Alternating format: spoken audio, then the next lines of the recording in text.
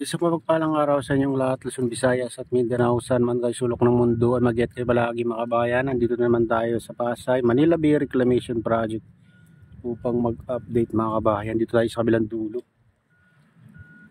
Malapit tayo sa sa mga building na yan, tignan nyo. Dito. Kabilang dulo to mga kabayan. Kahapon na doon tayo sa isang araw pala. Sa kabilang dulo naman. Dito naman silipin natin dito. Ito, nandito yung mga heavy equipment mga kabayan. Ayan. Ginagamit nila pag mayroong ibinabaon na yan mga kabayan. Puti. Yung mga ganyan.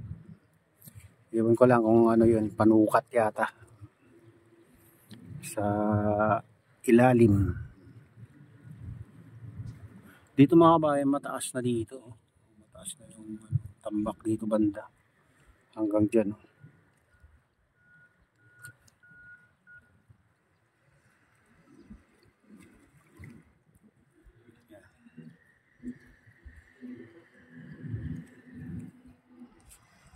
Time check nga tayo mga kabayan. 7:45 ng umaga. Yan.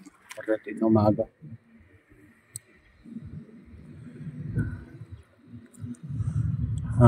Date June 2, 2025 mga kabayan. Yeah.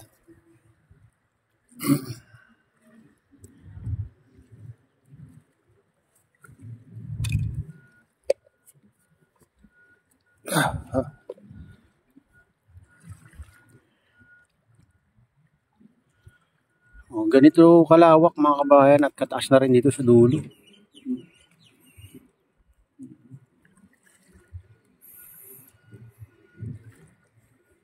Pag high tide pala mga kabayan, tingnan nyo, parang baba na yung tambak. Kaya kailangan taasan pa nila yan. Kaya dito sa dulo, tinataasan nila mga kabayan. Dito nag-umpisa magtaas.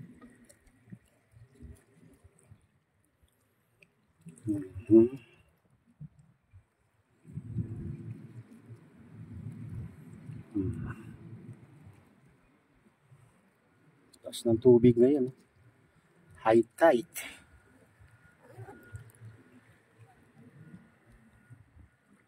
Siguro dahil malakas ng ulan kagabi. Mga kabayan. Kaya nag-high tide.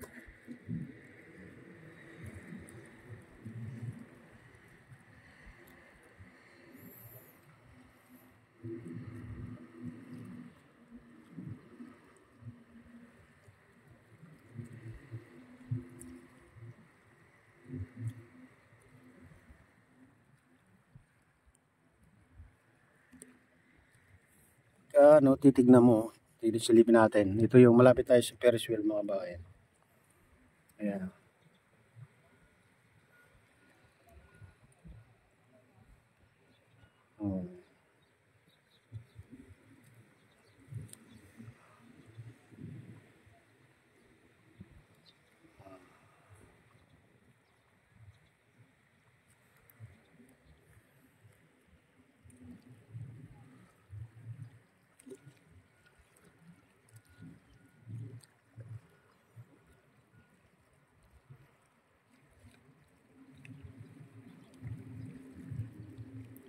Nandun naman sa gitna yung dredging vessel mga kabayan.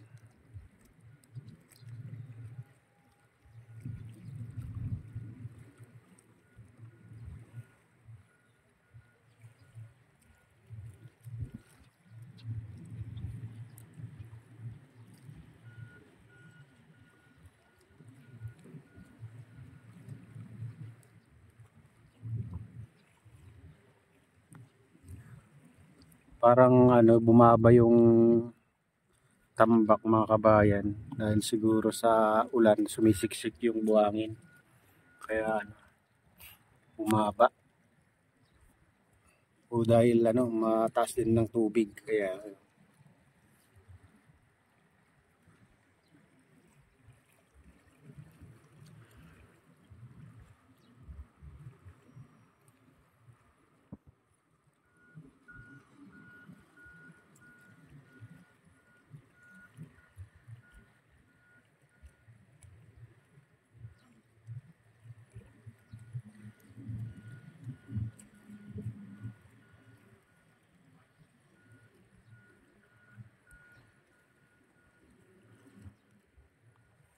Isipin mo mga bayan, yung dating dagat. Parang disyerto na mga bayan. Napakalawak na itong tambak nila dito.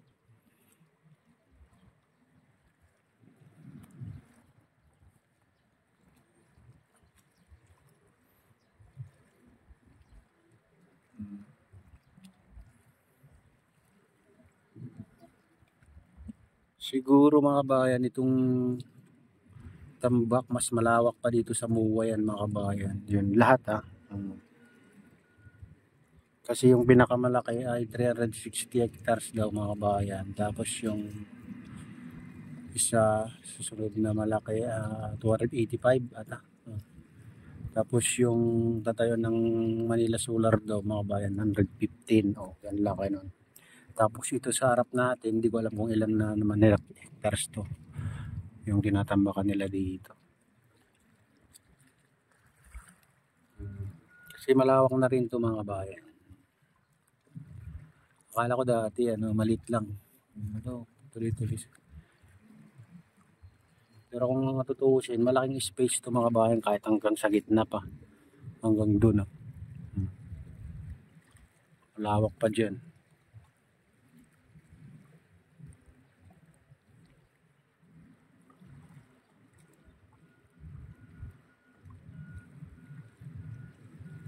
Parang nasa Dubai na mga bayan pag natayuan ng Kaso hindi naman sila pwedeng magtayo doon ng matataas. Building. Katulad din dito sa MOA. Katulad din lang yan mga bayan. Yan, mga building na dyan. Ganyan lang din ang taas. Tatayo dito. Dahil daanan daw ng to. Mga aeroplano sa taas kaya hindi pwedeng taasan.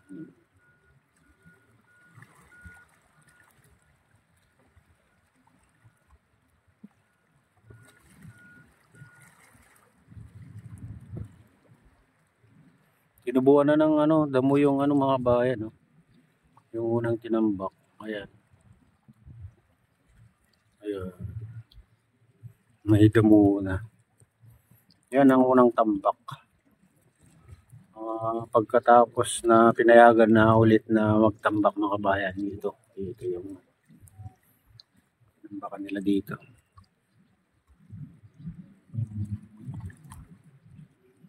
Dito sa tapat ng MUA. Mall of Asia mga kabayan.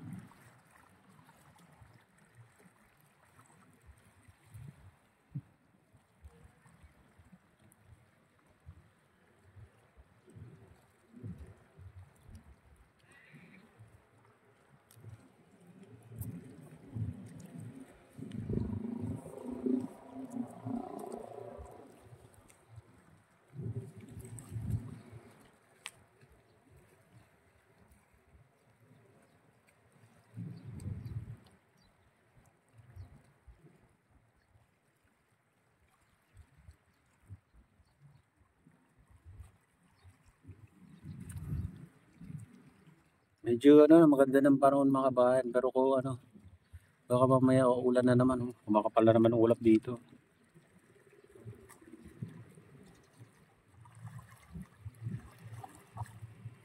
Ditong banda. Kapal na naman ang ulap.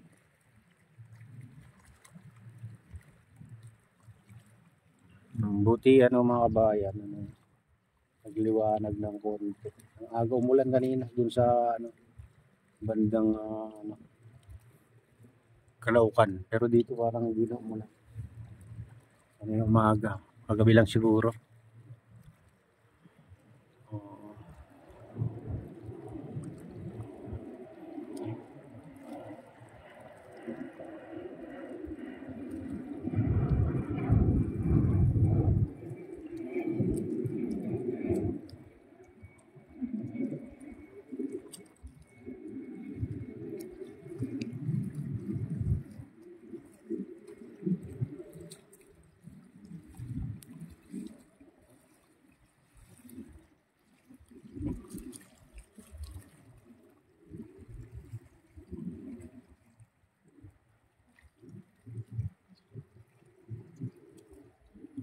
Di ba? Hindi nyo na makita yung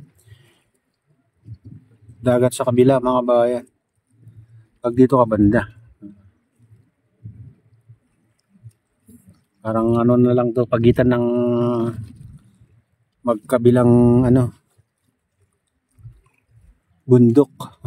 Parang ilog na lang, mga kabayan ito.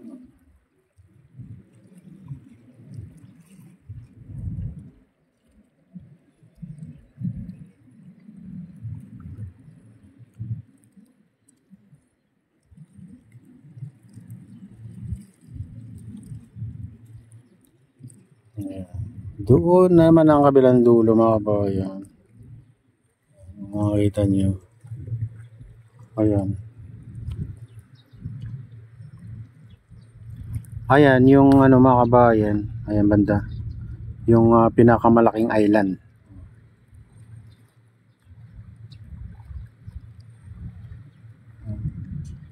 Doon yung mga building sa sa Manila Baywalk Dolomite Beach. Ayan, pinakamataas na yan. Isa sa pinakamataas to sa malaki sa dulo, bandang dulo. Ayan Ayan. Tapat ng Manila Baywalk Dolomite Beach.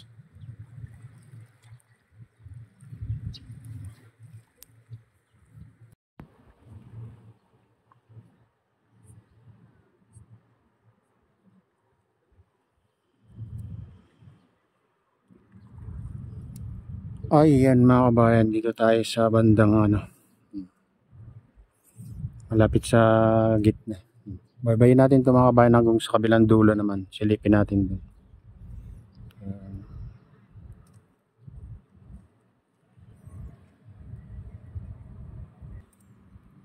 Ayan, mga kabayan, nandito tayo sa bandang gitna. Nakita natin yung mga barko dyan sa gitna, mga kabayan. Kaso naka-standby sila. Puro naka-standby yung malalaking barko, mga dambuhalang barko, mga kabayan. Wala tayong nakita nagtatambak ngayon dito, banda. Mga ilang araw na rin tayong hindi katsempo na may dito, bubuhos ng buhangin. Taas na pala dito, mga kabayan. Kasi yung ginagamit nilang dito, pambuhos, yung dredging vessel, mga kabayan. Yung katulad yung orange na sa gitna yan. Yung doon sa kalagitnaan. Kaya magugulat ka na lang pag hindi ka pumunta dito ng ilang araw, mataas na dito sa mga ibang parte kasi tinatambakan nila. Ang ginagamit nila yung dredging vessel.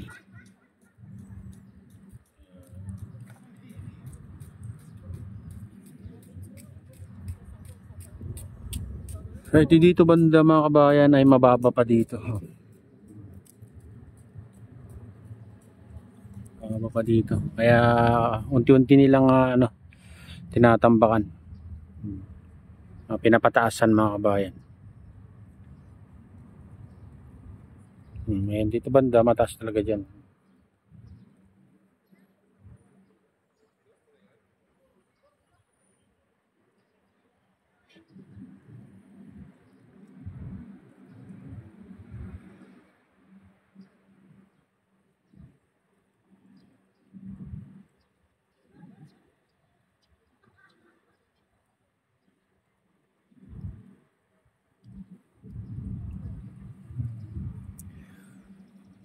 Baka sa nagtambak yung mga lalaking barko na yun, mga kabayan, sa gitna naman. Kaya hindi natin makita. Makita lang natin na pag dito sa malapit.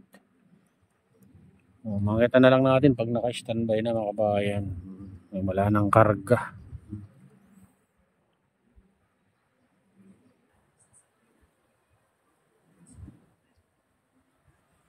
Ayan dito na tayo sa bandang gitna mga kabayan. Sentro. Ayan, makikita nyo. Andito yung mga malalaking barko. Sa gitna. Naka-standby. Andyan din yung dredging vessel mga kabayan. Pero sa ano yata tinatambakan dun sa malaking island. Doon nakakonect yung pipe na malaki sa likod niya.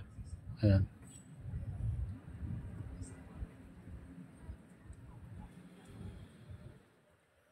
Ayan. Pumunta tayo dun sa kabilang dulo mga kabayan. Okay. Tara na, samahan niyo ako.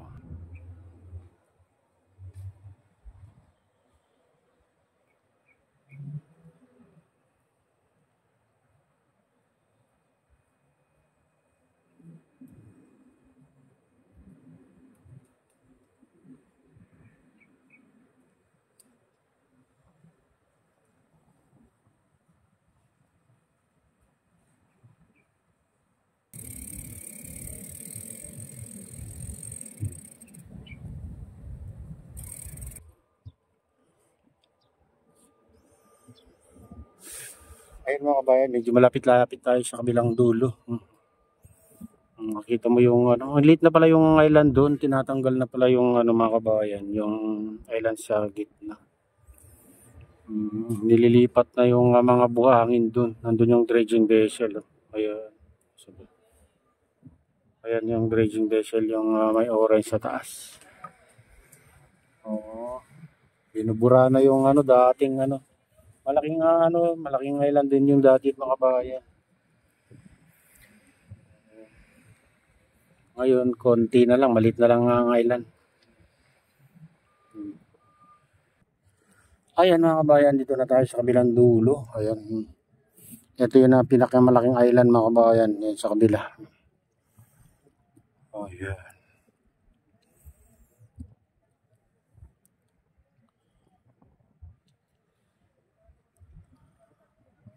Silipin natin. Ayan, kung gaano nakalaki. Hindi mo naman talaga makikita yung ano dun sa kabila. Yun sa tapat ng Manila Baywalk Dolomite Beach mga kabayan. Hindi mo na makikita dito. Maliban lang kung itatagos itong ano dito. Kasi dyan sa likod ng Sofitel Hotel mga kabayan. May siwang na dyan. Tinanggal ng ano, mga tambak dyan na buhangin. Kaya ano, parang ilog din ganito sa tapat ng MOA mga kabayan. Kaso hindi pa pwedeng ano siguro. At saka hindi natin alam kung itatagos kasi daanan ng ano diyan. Daanan ng mga sasakyan hanggang doon. Galing doon mga kabayan sa Jokno Street. Papasok diyan. So napakalawak na 'to mga kabayan, ha. Grabe na. Ito yung mga unang tinambakan nila dito. Nandiyan lahat yung mga kagamitan nila dyan. Ayan.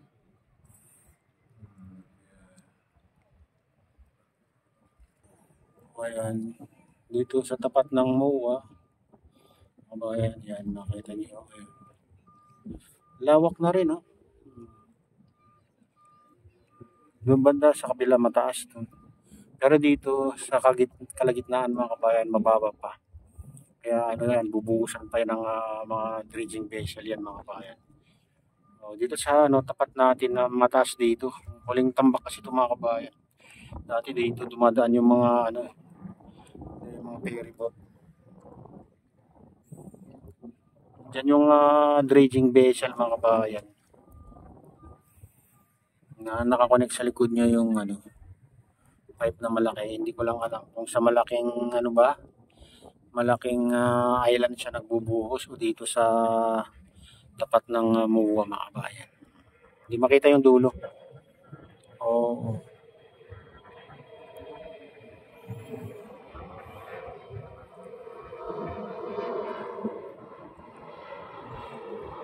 Wala na, hindi mo na makita mga kabayan pag may magtatambak dyan sa likod nito. Itong nagbubundok na buhangin. Kasi mataas na. Kasi hindi natin namamalayan, lumalawak na papunta doon sa gitna mga kabayan. Kasi hindi na natin natitsempuhan yung mga nagtatambak dito. Ano na, 1 linggo na yata. Wala tayong natsambahan na tatambak. Ito yung mga kabayan, malit na ilan dati na tinambakan niya o ginawa niyan mga kabayan. Simula noon na hindi na natin natitsempuhan yung nagtatambak.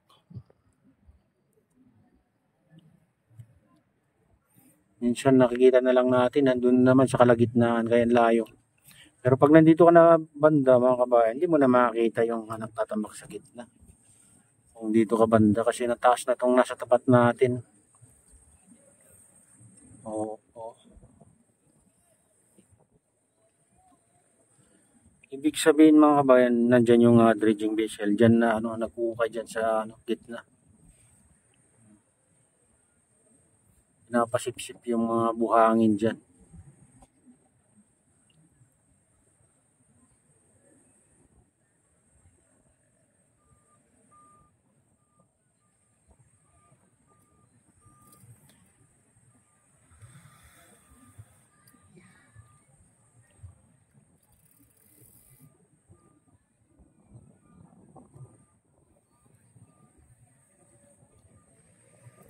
Mga pa mga bayan, mga ilang buwan pa kung tuloy-tuloy yung pagtatambak nila dito sa tapat ng MOA ay hindi mo na makita yung mga pagtatambak sa gitna mga kabayan. Natatakpan na yung mga barko tulad dito. Kung ganito kataas lahat, gagawin nila dito sa tapat ng MOA.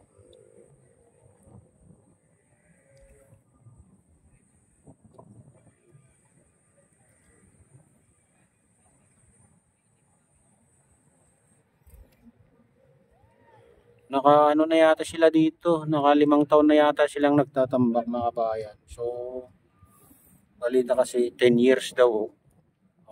Tagal-tagal pa. Malaki pa yung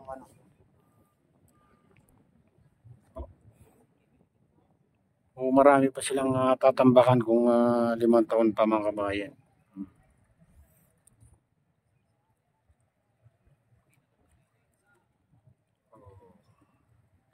Ayan mga kabayan, ito na yung latest update dito sa Pasay Manila Bay Reclamation Project at shout out nga pala sa lahat ng OFW, mga immigrants sa ibang bansa, shout out sa inyong lahat, shout out din sa lahat ng vloggers, shout out din sa lahat ng sumusuporta sa aking YouTube channel, sa lahat ng walang sawang sumusuporta ay may loud shout out sa inyong lahat at sana ay lagi kayong ligtas, lagi kayong gabayan ng Pong May Kapal. Ayan. At shout out din kay Kuya Iyo, kay Ate Lynn, kay Kuya Rick sa aking misis, ayan. Sa aking utol dyan na sinestor dyan sa Naluluway at sa aking pinsan dyan sa Naluluway. Mega loud shout out sa inyong lahat dyan. Ayan. Sila Insan Jean, ayan, dyan sa Naluluway. Mega loud shout out sa inyong lahat dyan. Shout out din sa Golden Bikers, sa Gubang Baykada, sa RGP Bikers. Mega loud shout out sa inyong lahat mga idol. Ayan. Shout out din kay Kadip Official. Ayan. Shout out sa iyo, idol. Shout out din kay Idol Douglas.